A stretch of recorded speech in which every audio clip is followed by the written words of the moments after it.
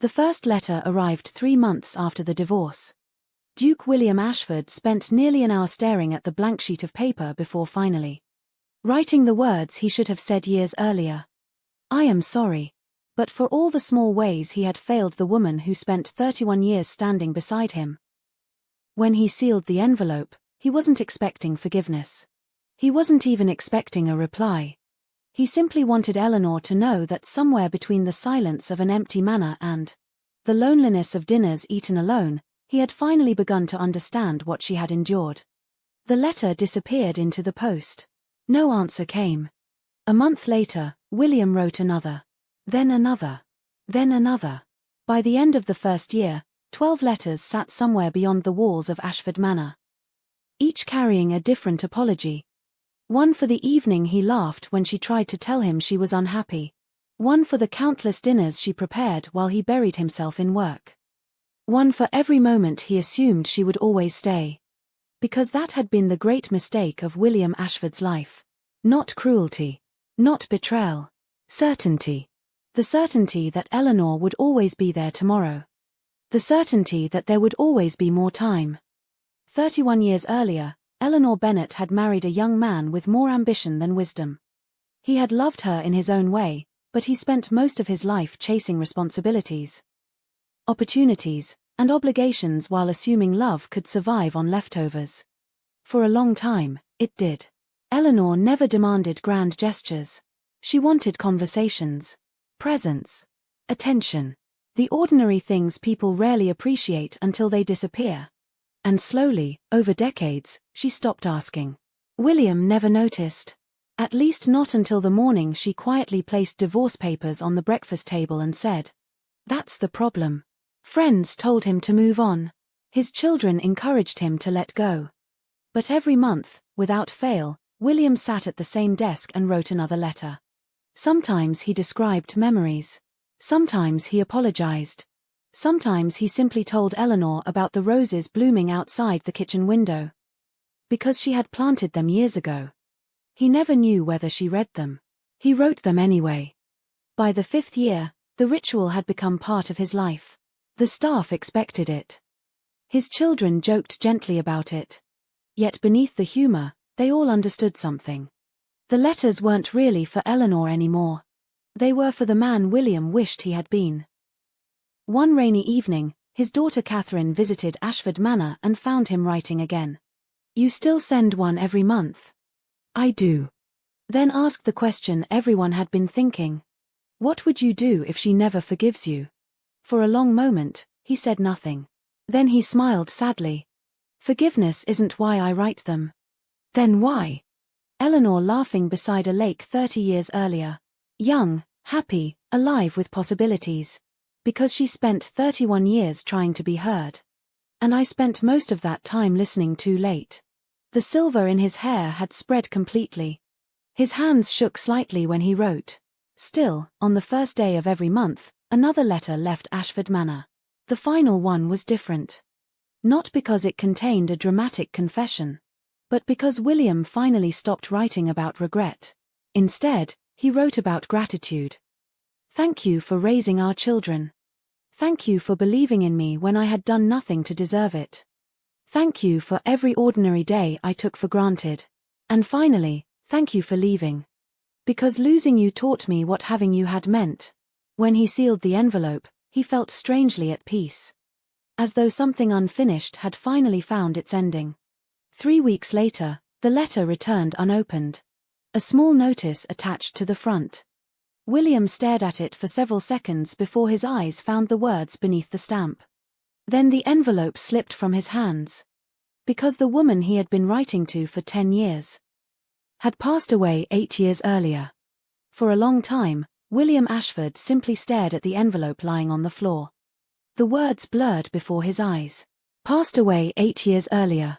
8 years. 8 years of letters. 8 years of apologies. 8 years of believing there was still someone on the other side waiting to receive them. The room suddenly felt too small. Too quiet. Too empty. His hands trembled as he picked up the envelope again and read the notice a second time, hoping the words would somehow change. They didn't. Eleanor was gone. And she had been gone for almost a decade. The realization settled over him slowly like winter frost creeping across a windowpane. For 10 years he had imagined her living somewhere peaceful. He imagined her tending a garden, reading beside a fireplace, perhaps smiling. Whenever one of his letters arrived. Sometimes he imagined her throwing them away. Sometimes he imagined her reading every word and refusing to answer. But at least she had been alive in those imaginings. Now even that comfort was gone. For the first time since their divorce, William cried. Not the restrained tears of a dignified older man. Not the quiet sadness he carried through lonely evenings. He wept like someone who had arrived years too late. 2 days later, he found himself standing outside a small cottage on the edge of a coastal village. The place where Eleanor had spent the final years of her life. The sea stretched endlessly beyond the cliffs, and a garden of white roses bloomed beside the front gate. His chest tightened immediately. Eleanor had always loved white roses. A woman opened the door before he could knock. She looked remarkably like Eleanor.